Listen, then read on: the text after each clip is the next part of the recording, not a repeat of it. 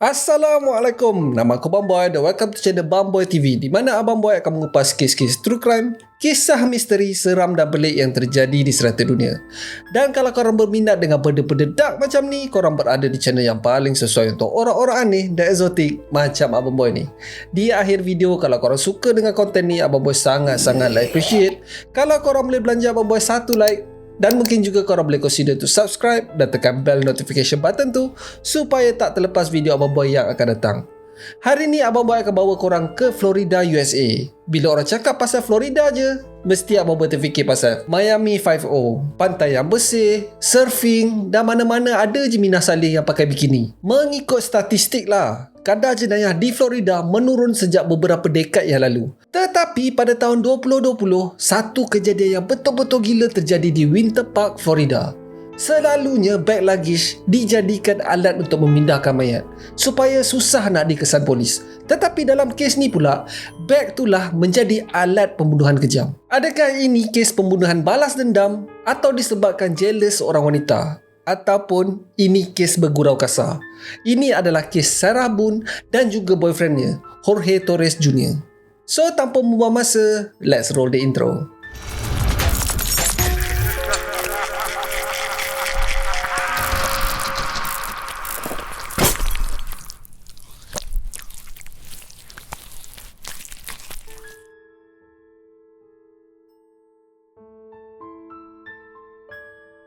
Tak banyak yang diketahui mengenai kehidupan Sarah Boone dan juga Jorge Torres Jr. Tetapi apa yang diketahui adalah Jorge dibesarkan di Philadelphia dan sejarah kerja yang tak stabil. Dia mempunyai 3 orang anak dan telah pun bercerai. Mamat ni juga memang banyak masalah dengan polis. Berapa kali jugalah dia kena sumbat dekat dalam penjara. Tetapi kebanyakannya adalah kesalahan kecil. Sarah pula adalah seorang ibu kepada seorang anak perempuan. Dia juga telah bercerai dan tak bekerja. Dia hidup dengan duit saraan nafkah yang diberikan oleh bekas suaminya. Itu sahaja. Selama 2 tahun tau. Oi gila, berapa banyak duit nafkah yang ex dia bagi. Anyway, hubungan di antara Sarah dan Jorge ni boleh kita describe macam Tora datang lagi lah. Kejap ada, kejap tak ada. On-off relationship lah sedang cerita. Setiap kali dorang ni bergaduh, dorang akan berenggang beberapa minggu. Tetapi walau macam mana pun, dorang berdua ni akan sentiasa berbaik semula. Lepas tu bergaduh balik. Ini Abang Boy tak cakap pasal gaduh mulut tau. Ini tangan kaki naik sekali. Bukan si Jorge ni sahaja, si Sarah pun bertinju juga. Dua-dua samalah senang cerita. Ada sekali tu pada tahun 2018, couple ni pergi dekat bar bersama-sama dan Sarah dikatakan meminta rokok kepada strangers. Dah si Jorge ni jealous. Dekat tengah-tengah orang ramai tu dia mengamuk. Lepas tu dia belah macam tu je. Si Sarah pun ikutlah sekali Jorge ni. Dan bila diorang dua sampai rumah, maka terjadilah perang dunia ketiga. Sampai polis masuk campur tau. Sarah mengatakannya Jorge ni telah menyerang dan menyepak matanya. Tetapi menurut si Jorge pula, Sarah yang mencekiknya pula. Dan dalam pergelutan tu, Jorge dengan tak sengaja menumbuk mata Sarah. Disebabkan cerita diorang ni bercanggah, last dua-dua sekali kena angkut. Walaupun berdua ni menyalahkan each other, tak ada seorang pun yang nak buat report. Dan kedua-duanya tak nak pergi hospital pula tu nak cek kecederaan dorang. Dorang berdua telah dilepaskan pada keesokan harinya bila dorang dah tak mabuk dah. Ada satu lagi report pada 15 Jun 2019. Menurut Sarah, sekali lagi si Jorge ni buat hal. Dia jealous bila si Sarah ni bersembang dengan lelaki lain dekat dalam bar. Seperti biasa, bila sampai je kat rumah, dia melempar Sarah ni ke katil dan memukul Sarah semahu-mahunya. Jorge dalam keadaan mabuk tu telah menggugut Sarah untuk menamatkan nyawanya pada malam tu. Jorge telah ditangkap dan dilepaskan pada keesokan harinya dengan amaran supaya dia tak mengganggu Sarah lagi. 3 hari selepas tu, Jorge masuk ke dalam rumah Sarah dan mencuri kad kredit Sarah tanpa pengetahuannya. Bila Sarah buat panggilan kecemasan, operator menghadapi masalah untuk faham apa benda yang si Sarah ni cakap. Sarah mengatakannya dia tak menghalang si Jorge ni untuk masuk ke dalam rumah dia. Dia call sebab dia nak kad kredit dia tu dipulangkan sahaja. Tetapi tak nak si Jorge ni kena tangkap. Pening tak? Minah ni memang pening gila, Mat. Jorge telah ditangkap sebab ni. Dan tapi seperti biasa, dia telah dilepaskan selepas ditahan 24 jam. Pada September 2019, Jorge sekali lagi telah ditahan akibat melanggar perintah ikat jaminnya. Menurut laporan, dia telah memecah masuk rumah Sarah tengah-tengah malam tu dan memukul Sarah semahu-mahunya. Memang gila couple ni. Kalau gaduh bukan biasa-biasa tau. Lebam sana sini. Tetapi yang peliknya, walaupun hubungan dorang ni agak brutal, dorang sentiasa akan berbaik semula. Mungkin pasal si Jorge ni mulut manis kot. Daripada apa yang abang buat research pasal kes ni, kes-kes yang abang mention tadi hanya sedikit je. Banyak gila kot dorang ni bergaduh sampai polis terpaksa masuk campur. Menurut jiran-jiran dorang, boleh dikatakan polis datang melawat couple ni sebulan sekali kot. Menurut Sarah, Jorge adalah seorang yang kuat jealous membabi buta dan sangat-sangat mengongkong. Tetapi kalau mengikut si Jorge pula, Sarah pun sama naik. Kuat jealous juga dan selalu memukul Jorge ikut suka hati dia je. So tak tahulah mana satu yang betul. Tetapi apa yang confirm adalah hubungan diorang berdua ni memang tunggu masa je nak meletup. Dia sama ada si Jorge ni bunuh Sarah ataupun si Sarah ni yang bunuh Jorge. Pada 24 Februari 2020, paramedik sampai ke rumah Sarah menemukan mayat Jorge yang dah kaku, seperti yang telah digambarkan oleh Sarah semasa dia membuat panggilan kecemasan. Mayat Jorge ditemui terperangkap di dalam beg luggage guys. Menurut Sarah, malam sebelumnya Jorge balik ke rumah bersama dengan 2 botol wine. Jorge mengatakan yang dia nak spend masa dengan Sarah untuk menyambut anniversary diorang yang ketiga. Pada hari tu, diorang memang happy gila kot. Diorang main jigsaw puzzle, diorang melukis, diorang melepak sambil tengok TV bersama-sama. Tetapi lebih kurang pukul 8.30, Sarah mencadangkan untuk mereka berdua main sorok-sorok. Sarah menyorok dekat dalam bilik air di balik tirai shower dan Jorge dalam keadaan mabuk tu tak dapat mencari Sarah pula. Dan sekarang ni tibalah masa Jorge pula yang menyorok. Jorge telah menyorok di dalam beg luggage untuk Sarah mencarinya pula. Memang dua-dua ekor ni perangai macam budak-budak pada malam tu. Tetapi menurut si Sarah ni pula, pada malam tu dia tak jumpa si Jorge ni kat mana. So dia pun pergilah dalam keadaan mabuk tu, naik ke atas dan tidur pada pukul 11.30. Pada keesokan harinya, barulah dia terjumpa beg luggage tempat si Jorge ni menyorok. Dia buka-buka je, si Jorge ni dah keras guys. Beg luggage tu telah ditutup rapat sehingga kan tak ada ruang untuk si Jorge ni bernafas. Dalam keadaan menggelabah, dia telah menelefon bekas suaminya yang tinggal hanya selang beberapa rumah je daripada dia. Lepas tu barulah dia call talian kecemasan. Tak sure lah korang, tetapi kalau abang boy jumpa orang yang mati, first thing abang boy akan buat adalah call polis. Tetapi si Minah ni boleh call ex-husband dia dulu pula. Menurut ex-husband dia, Sarah call sebab tak tahu dah apa nak buat. Dia nak cuba cari jalan penyelesaian macam mana nak buat dengan mayat yang ada dekat dalam rumahnya. Ex-husband dia lah yang menyuruh Sarah untuk melaporkan apa yang terjadi kepada polis. So semua ni menurut Sarah tau. Tak ada saksi lain dah. Dekat dalam bilik soal siasat pun, Sarah menceritakan benda yang sama. Tetapi selepas polis cek phone si Sarah ni, diorang temui satu rakaman video yang menyangkal apa yang Sarah bagi tahu awal-awal tadi. Dalam video tu terlihat yang Jorge terperangkap dekat dalam beg luggage dan cuba berusaha untuk mengeluarkan diri. Jorge siap minta tolong kot kepada Sarah untuk mengeluarkannya. Sarah siap gelak. Dia mengatakan ini adalah hukuman Jorge sebab curang dengan perempuan lain. Dan cara dia menghukum Jorge adalah untuk menyumbatnya dekat dalam beg luggage tu tanpa lubang untuk si Jorge ni bernafas. For everything you've done to me. Sarah. For everything you've done to me. Sarah. Sarah. Sarah. Stupid. Sarah. That's my name. Don't wear it up. Sarah. I can't fucking breathe, babe. Seriously. Yeah, that's when you do when you choke me. Dalam video ni, Jorge berkali-kali meminta Sarah untuk membuka beg tu. Tetapi, Sarah buat apa? Dia siap maki lagi guys. Katanya ini adalah balasan atas apa yang Jorge dah buat ke atasnya. Dua video telah dirakam menggunakan telefon milik Sarah. Dalam rakaman, suara Sarah seperti dalam keadaan mabuk guys. So mungkin jugalah pada mulanya niat hanya untuk menghukum Jorge ni. Dan Sarah tak berniat langsung untuk membunuh Jorge. Tetapi biasalah dalam keadaan mabuk, dia mungkin ingatkan yang si Jorge ni ada ruang untuk bernafas. Tetapi itulah, mati pula si mamat tu. Dan yang paling kejam adalah dia boleh masuk kat dalam bilik dan terus tidur guys. Dia langsung tak fikir yang mamat tu dah biru dekat dalam beg luggage tu. So mengikut bukti video yang polis jumpa ni, ini bukan lagi kes kematian yang tak disengajakan. Ini adalah menjadi kes homicide, kes pembunuhan. Syak wasangka polis sebenarnya dah daripada awal-awal lagi. Dari masa Sarah ni call untuk melaporkan kematian si Jorge ni, polis dah rasa something fishy. Dalam panggilan tu, Sarah langsung tak gelabah pun. Dia bertenang je. Dia semacam dah praktis apa yang perlu dicakap kepada polis. Bunyi macam dia agak defensif. Dari awal-awal lagi dia mengatakan yang dia dan Jorge hanya main-main dan semua ini adalah salah Jorge sendiri. Bila operator menyuruh Sarah melakukan CPR, dia tak nak pula. Confirm this. Is he awake at all? Is he conscious at all? No. He's purple. Is he breathing? No. All right. I need you to get him on the floor, flat on his back for me, okay? I did. I tried giving him CPR. Put your hand on top of that hand. Baby, I'm telling you. Just by looking at him, you can tell. Okay.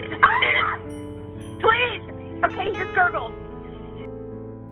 So menurut pakar psikologi jenayah, selalunya orang yang bersalah ni, dia tak akan explain tau apa yang terjadi. Dia akan explain dengan detail macam mana benda tu boleh terjadi. Sebagai contoh kes ni, Sarah bukan hanya bagi tahu yang si Jorge ni mati dekat dalam beg tu tau. Dia explain satu-satu daripada awal si Jorge ni sampai.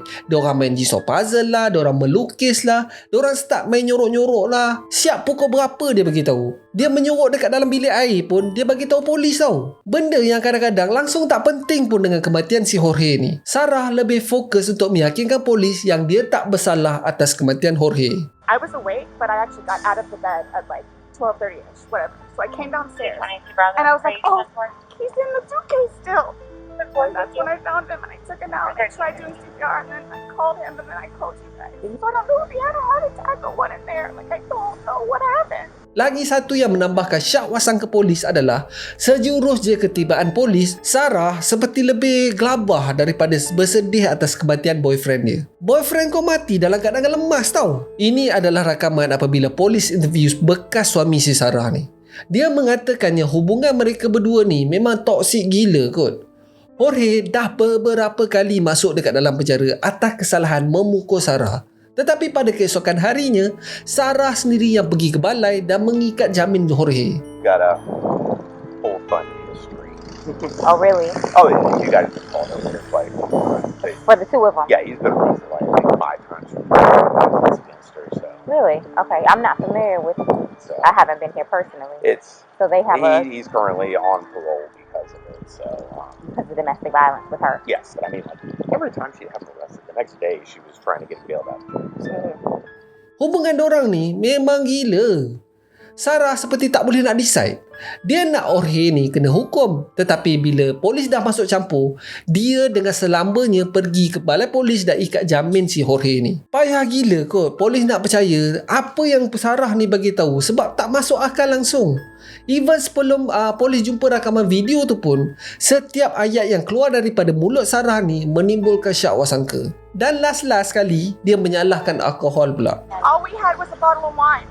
Literally, just a bottle of wine. Okay. Doing puzzle artwork. Then we decided to play hide and seek. That's all that happened. Sarah sebenarnya tak kisah sangat tentang kematian Jorge ni. Dia lebih concern apa tanggapan family si Jorge ni bila dapat tahu yang boyfriend dia mati dalam keadaan yang sadis. Sarah mengatakan yang dia takut family Jorge ni akan menyalahkannya dan membalas dendam. Dia boleh tukar pula guys. Sarah mengatakan yang dia sebenarnya adalah mangsa dan perlu dilindungi daripada keluarga si Jorge ni. I'm afraid for my life. I want you to know that. I am afraid for my life. His family has never liked me. I'm the blue-eyed white devil, is what they call me. So they've never liked me. They've never taken me in. They've never accepted me. I'll put it that way. They're going to kill me.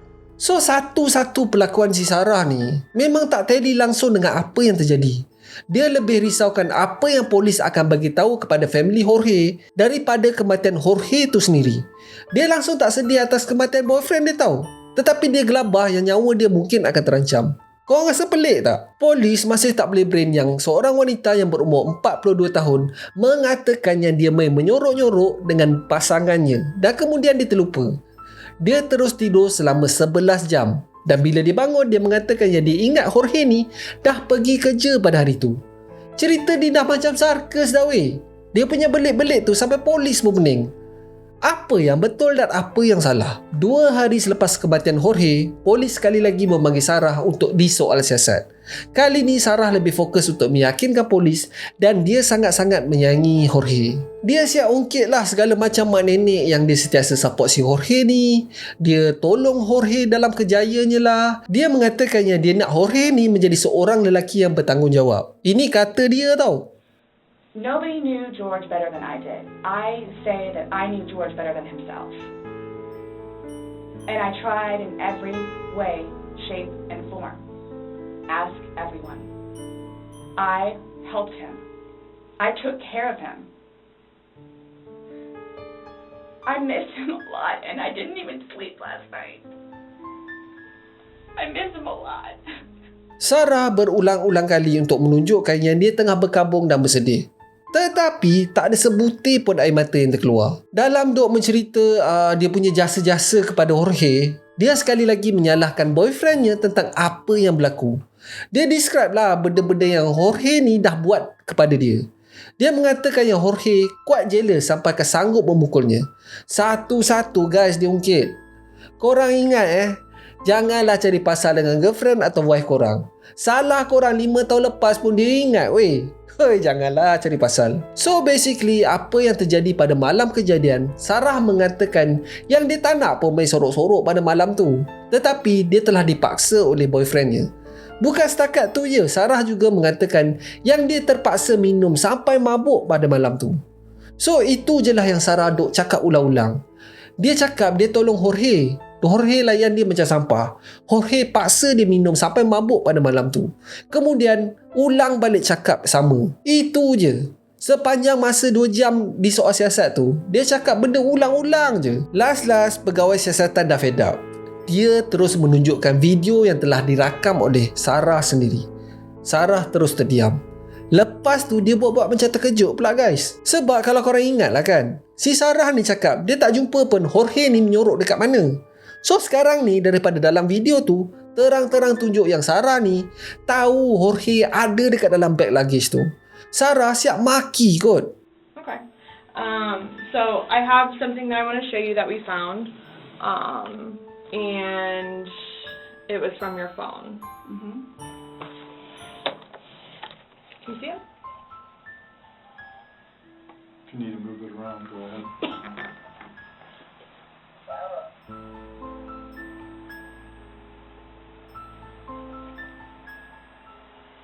No, I don't remember that. For everything you've done to me. For everything you've done to me. Your battery's about to die. Shut it down. Oh, okay.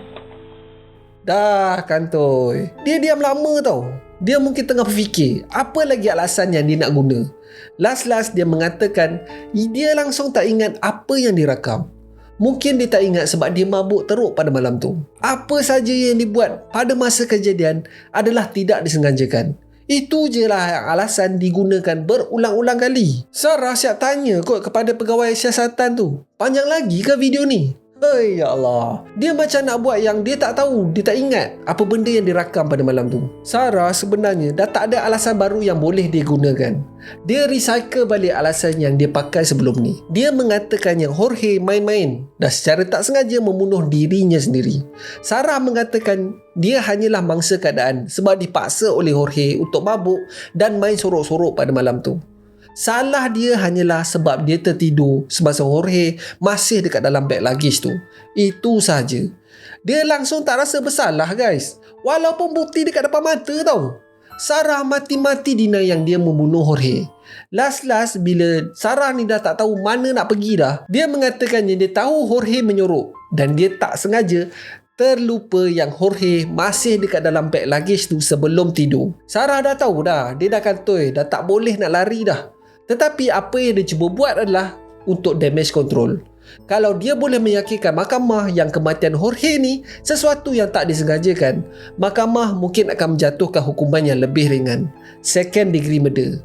Jauh lebih ringan daripada first degree murder. Yang first degree murder tu, kalau didapati bersalah, Oi, 25 tahun ataupun sepanjang hayat guys. Dalam klip ni, Sarah seperti memaksa pegawai soal siasat tu untuk percaya apa yang terjadi ni adalah kemalangan dan tak sengaja. Dan bila alasan tu dah tak jalan, Sarah kembali menyalahkan alkohol sekali lagi. So you just I left him there didn't to kill teach him. You left him there to teach him a That's on lesson? you. I didn't mean to leave him there. That's what I'm trying to tell you. You got up and walked away. How is that not intentionally leaving him there? Because I'm looking at the hole, knowing that it's there. He'll get out no problem. Reel her out. Because you And then don't. he doesn't, But but you don't go check on him. Right, I said. You say you're up for 30 minutes and he doesn't come up. You don't go down and check on him? I'm in the bed. You even moved. And dozed I mean, off. You admit to moving the suitcase like over. So You roll it. you. Akhirnya selepas berjam-jam mendengar alasan bodoh daripada perempuan gila ni, Sarah akhirnya telah digari dan disumbat ke dalam penjara sementara menunggu sebutan kes. Sampai ke sudah guys, tak ada langsung riak muka bersalah ke ataupun bersedih atas kematian Jorge. Dalam kepala otak Sarah ni, dia hanya memikirkan apa lagi alasan yang dia boleh guna untuk melepaskan diri.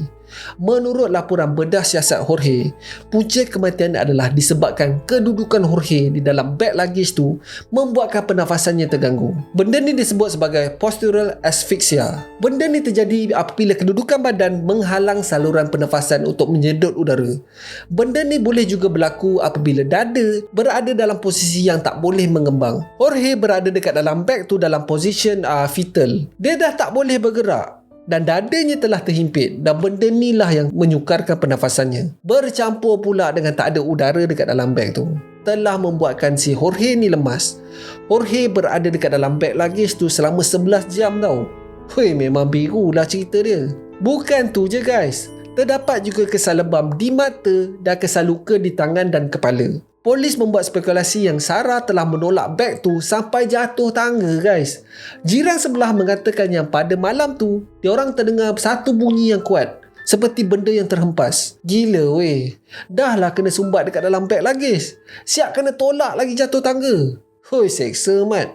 Korang tengoklah sendiri, ini bukannya beg luggage yang keras tau, ini beg luggage kain kot. Manalah tak merana mamat tu. So apa yang berlaku ni telah diklasifikasikan sebagai homicide. Sarah telah ditahan pada 25 Februari 2020 tanpa peluang untuk diikat jamin. Sebutan kes telah dijadualkan pada 8 Mac 2021. Akan tetapi telah ditangguhkan pada 5 Oktober 2021. Sarah pun berdepan dengan pertuduhan membunuh tanpa niat dan Sarah mengaku tak bersalah atas pertuduhan tu. Korang nak tahu tak? Dia punya perbicaraan pun macam sirkus weh. Sampai sekarang, perbicaraan Sarah ni masih belum selesai. 7 orang peguam bela yang mewakili Minah ni sama ada dipecat oleh Sarah sendiri atau lawyer tu sendiri yang tarik diri. Macam-macam drama lah dia buat. Ada sekali tu Sarah menulis surat kepada hakim perbicaraannya mengatakan yang peguam yang mewakilinya adalah seorang yang bodoh dan tak tahu nak buat kerja. Perbicaraan seterusnya adalah pada hujung bulan ni. Tak tahulah apa pula drama kali ni. So macam kes hari ni guys. Gila tak? Lepas korang dengar semua benda yang dia dah cakap masa soal siasat, korang rasa dia tak bersalah ke? Betul ke dia main sorok-sorok dengan boyfriend dia yang tersayang? So seperti biasa, Abang Boy nak dengar pendapat korang. Kasih komen sikit kat bawah. So that's it for today guys. Terima kasih sebab tengok video Abang Boy sampai habis. Kalau korang suka dengan video ni, Abang Boy sangat-sangat appreciate kalau korang boleh belanja Abang Boy satu like, dan mungkin juga korang boleh consider untuk subscribe dan tekan bell icon tu supaya tak terlepas video Abang Boy yang akan datang. So akhir kata, jangan nakal-nakal, be awesome, stay creepy. Assalamualaikum.